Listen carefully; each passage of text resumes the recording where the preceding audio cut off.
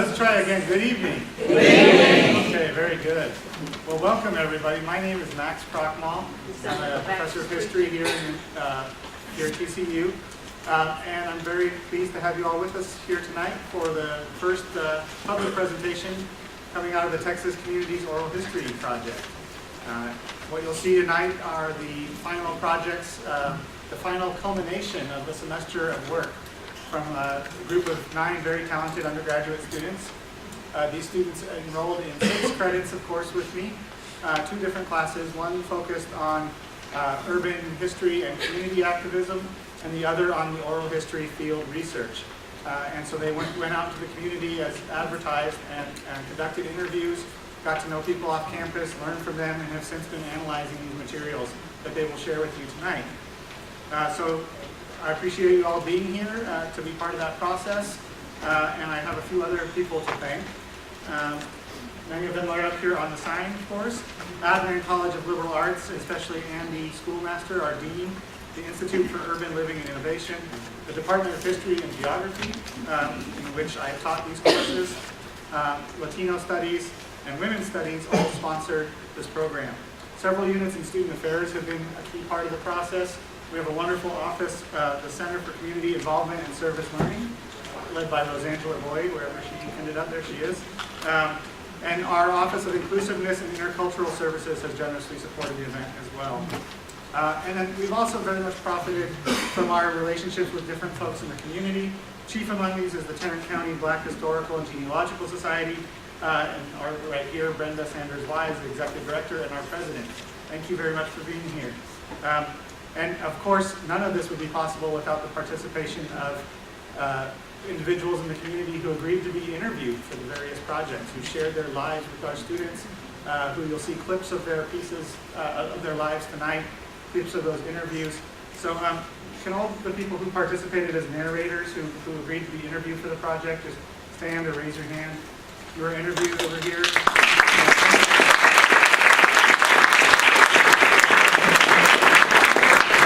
Thank you.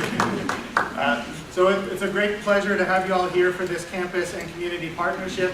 Lots of people talk about the need for students in higher education to be engaged with the communities that surround them. It's my hope that this is one effort in that direction, and hopefully with some positive results of producing new knowledge, new historical evidence for these communities. So there's more information about the project here on the back of your program. And without further ado, we'll begin with the presentations. We'll go ahead and go through all 3 presentations, and at the end of them, then we will open up a discussion. So please hold your questions until the end.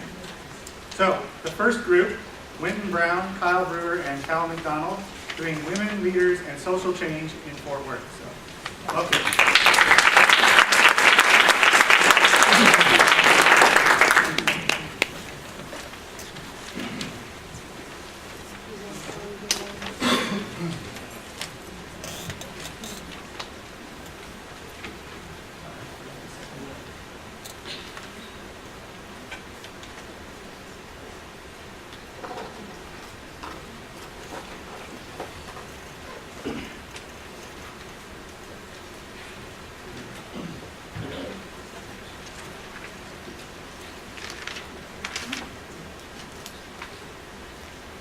Good evening, ladies and gentlemen. My name is Winton Brown. Welcome to the Fort Worth Women's Movement. As you know, Fort Worth is known for stockyard and cattle drives. But what you don't know is that the feminists of Fort Worth are pushing a movement that is concerning issues like racism, education, unemployment, and poverty. The activists of this movement are the women who live, work, and uplift the female community of Fort Worth. The outcome is tremendous.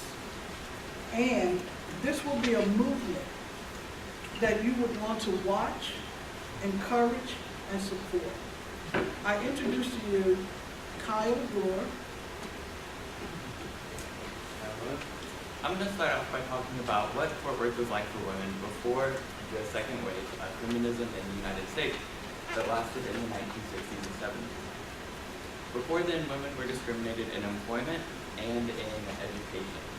Many women had trouble finding jobs and getting jobs, and many women also were discouraged from attending higher education. I'm going to start off with a video clip from Miss Maycor Peterson about, and Miss Maycor Peterson is a woman who graduated college in the 1930s, so she really has seen it all. She's been there and she's seen it, and her clip is about when she looked to find a second job and she faced discrimination. The test and got, well, when I decided to go back to work, and I went out there and I said, now, Mr. Maxwell, I would like to ask you if you would allow me to use your name as a reference, you know, for why are you going to do that? You ain't going to do nothing but just put James in another income bracket. You need to stay home and take care of your children. I said, well, Mr. Maxwell, I'll be glad to do so. Just give him a raise.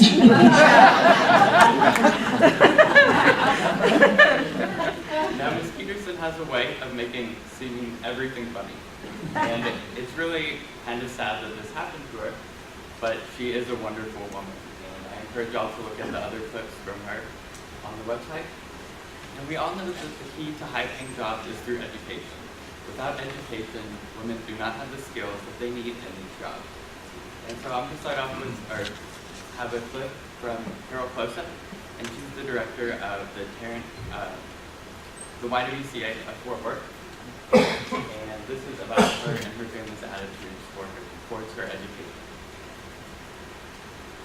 When in my family, women were not encouraged, and in fact were, in my case, forbidden from going to college.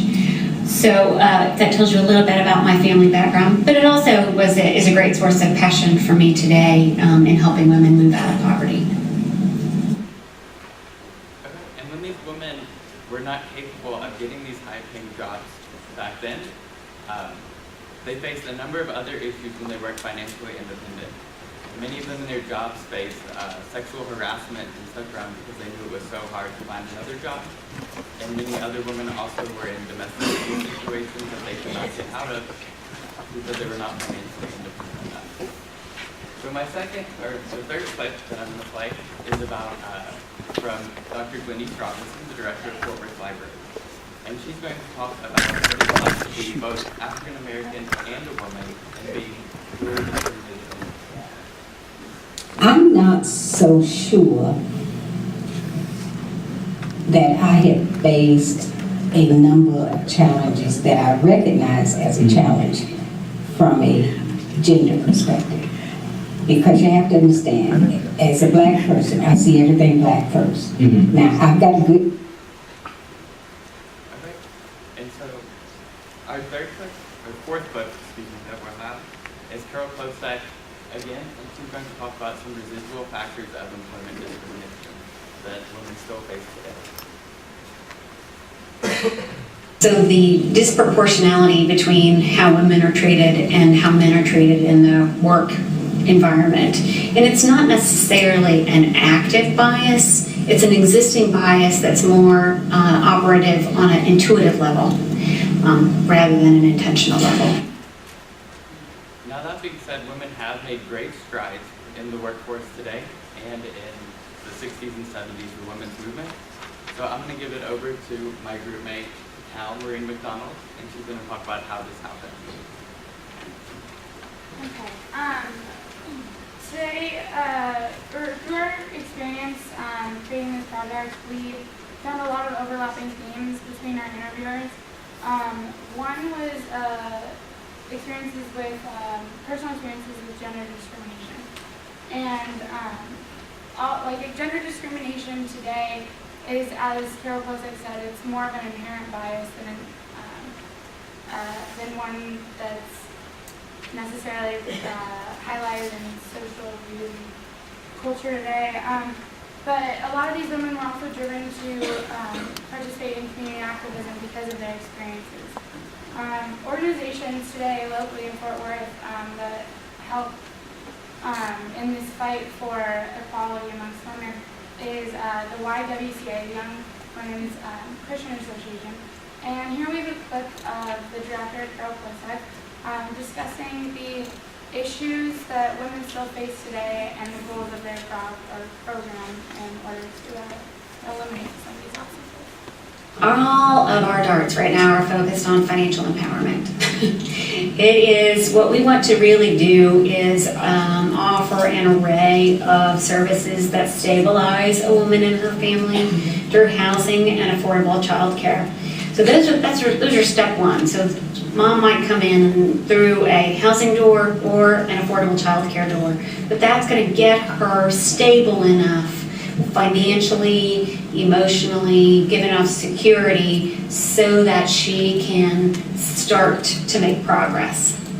So you think about a woman who's making $19,000 a year, and to afford child care that costs $9,000 a year, she can't do it. So she comes to the YWCA and gets as much as 100% of her child care subsidized, depending on what her income looks like. Then she really does have hope of stabilizing her family expenses. So in this quote, she addresses a few problems that women face today. One, employment, another, education, and these programs today of women, female community activism, is really alive through the efforts that these organizations are making. A second organization that we visited was the Tarrant County Women's Center.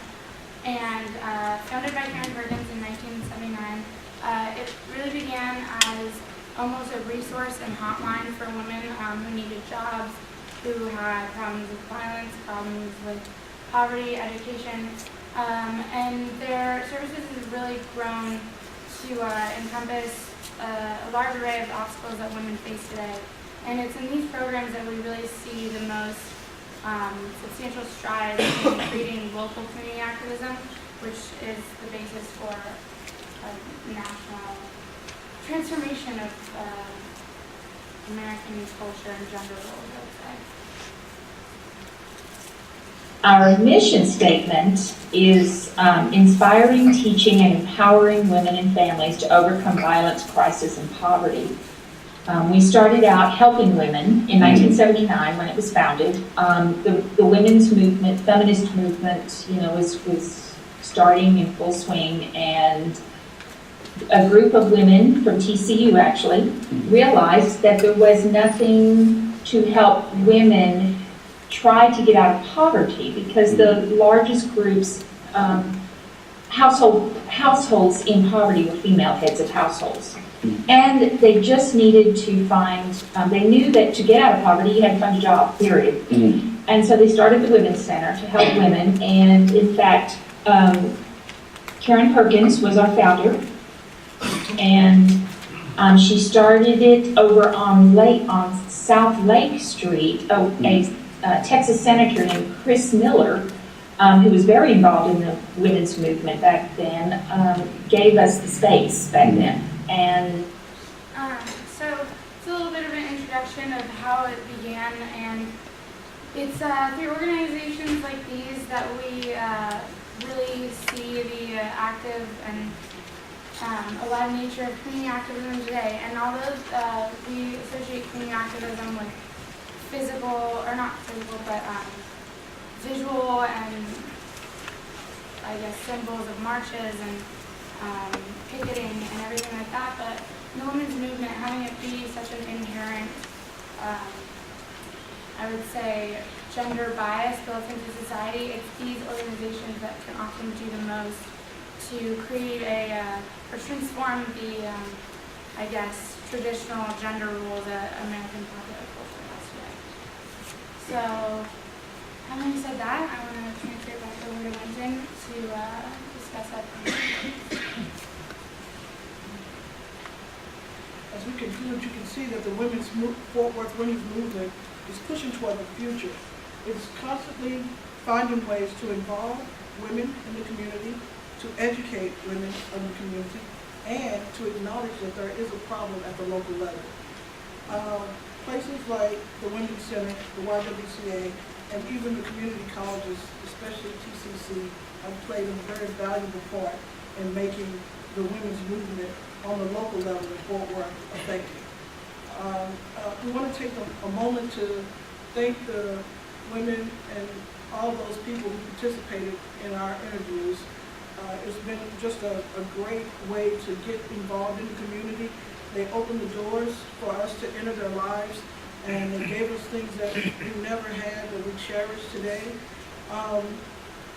One of the things that we want to leave with is a quote from one of our narratees, and she's actually in the audience. And I find this quote to be so amazing, and I hope that you'll take it to heart.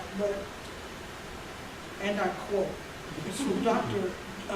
Judith Carrier. She says, "Community activism is about doing the right thing, being the right person, and doing it without recognition."